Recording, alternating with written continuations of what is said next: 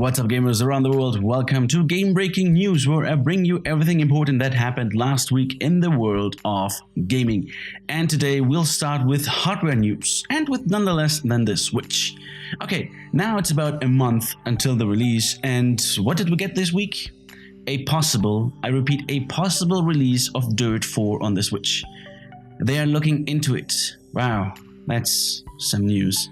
Alright. Now, I wouldn't expect any release this year because, as Shigeru Miyamoto himself said in an interview, what he said is that porting a game that is developed primarily on PC will take about a year to be ported on the Switch.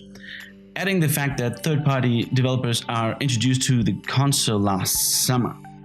Alright, that kind of makes sense, right? I mean, Skyrim is coming out in about half a year, so I guess most third-party titles that are in development right now are going to be released not sooner than fall or, well, in a year. So I guess that if you buy a Switch now at release, you would have to wait for at least 6 months for the first barge of games to arrive. But hey, it would be fun to play Dirt 4 while being on the road, or while I'm taking a dump. Well, but only to some extent, because Nintendo also published the specs for the Switch. That is, well, all fine so far, and also with 400 grams, it's quite light, I gotta say. And the rest is mostly stuff that we already knew. But there's one detail that caught my eye, and that is that the battery cannot be switched. How ironic. Well, I did expect that, to be honest, but only because of the lack of customer satisfaction that Nintendo is putting out on a day-to-day basis. That is why Nintendo has planned to offer an internal service to switch out the battery. For a price, of course.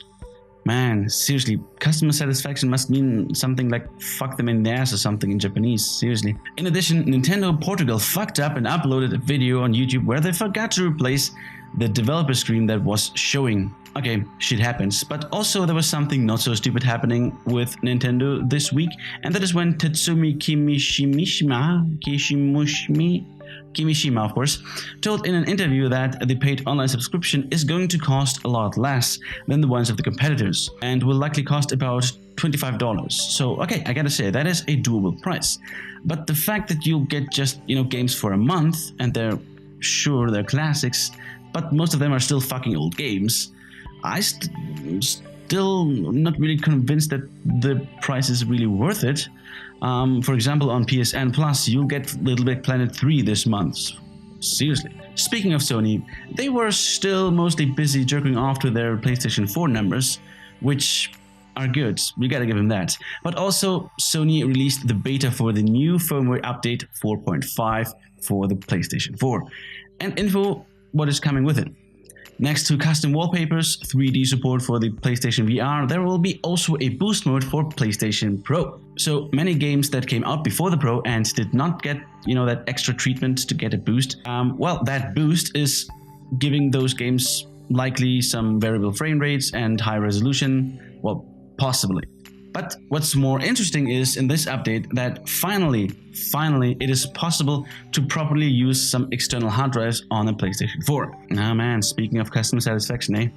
Sony, you should have done that a while ago, but no, you wanted to sell your PlayStation 4s with a bigger hard drive. Ah well, at least you came to your senses 3 freaking years later. On the other hand, Xbox One added that feature years ago. So Xbox, what's the news that you got for us today? Alright. Fallout Shelter is coming out on Xbox One next week.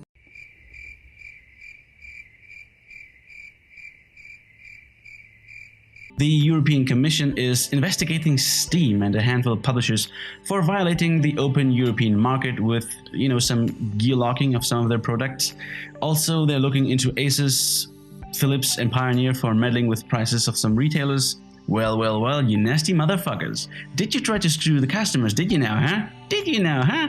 Well, of course they did, because it works out like 99.9% of the time. And also, it's so far just an investigation. Oh man, what a crap week so far. I mean, look at all this shit. It's getting even worse. Crytek is laying off employees and they haven't been doing great for years. And Giant Robot Project, a game for the Wii U, is now officially cancelled. Wow, I guess not even the Wii U owners care about this news. Oh man, do we have any news this week? Seriously. Preferably some good ones.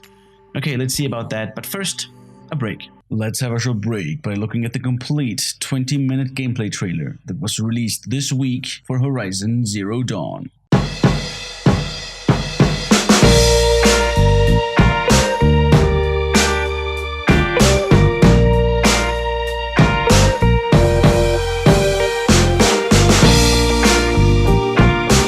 Yeah, that looked awesome. Man, I can't wait to play and review Horizon Zero Dawn, which went also gold, so it's done, the development is complete, so all we have to do now is to wait until the end of this month. Great news. Okay, more good news. Right. The crowdfunding campaign of Pillars of Eternity 2 that I told you about last week has reached the next million and is going strong for 200% funding. I told you, it's more pre-order than really crowdfunding, but it's fine. Also, the crowdfunding campaign for the Banner Saga 3 is already successful and has still a month to run. Man, this is great news to see old school games and small indie developers to get recognition. And not just, AAA titles that get their soul ripped out of them the moment the first executive of a publisher saw it. Speaking of which, news regarding Mass Effect Andromeda. Well, not really news, but we got a video that shows us what bounty we get if we pre-order. Man, but honestly, while those pre-order bounty are, stupid, I prefer that over actual content to be cut out of the game and then presented to us as a reward. Also, we got some insights on how EA expects Andromeda to perform. It looks like they'd like to see 3 million copies sold in the first week. Man, that's tough. But hey, just in comparison, Mass Effect 3 sold about 3 million copies in the first week as well, and 6 million overall. So, it's doable, I guess.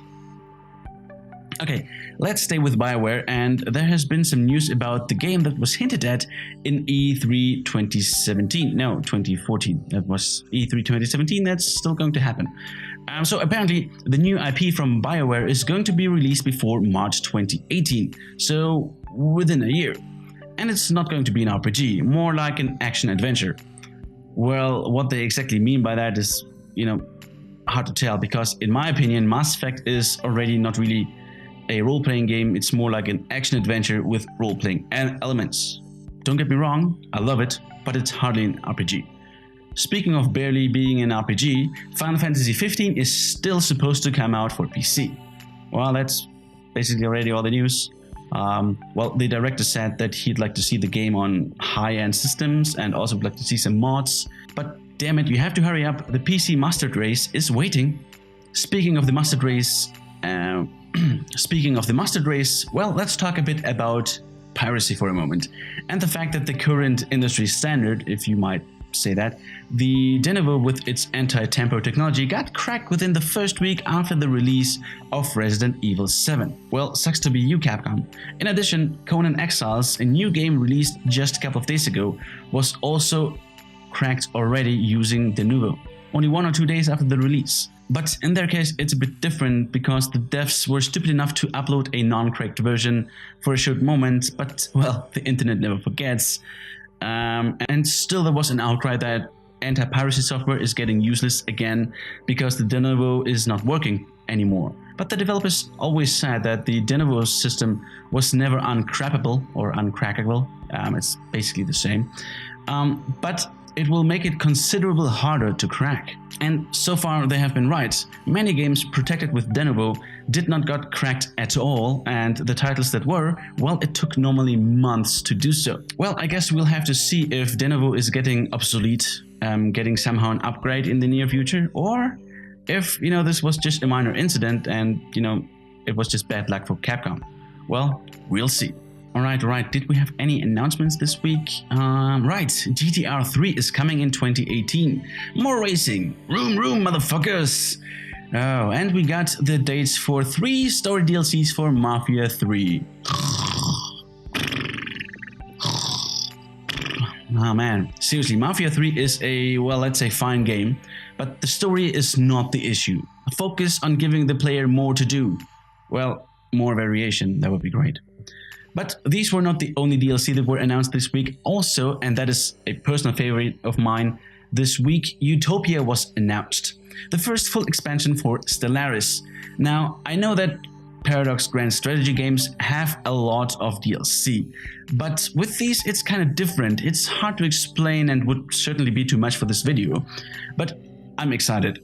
Mostly because the DLC addresses the biggest issue with the game, inner affairs and growing your empire without going to war constantly. The features are looking great so far and I just cannot wait to play it on my second channel, the Sparrowcus Academy of Strategies. It's just awesome. So guys, that's it for today. Thank you so much for watching. Make sure to subscribe and to like.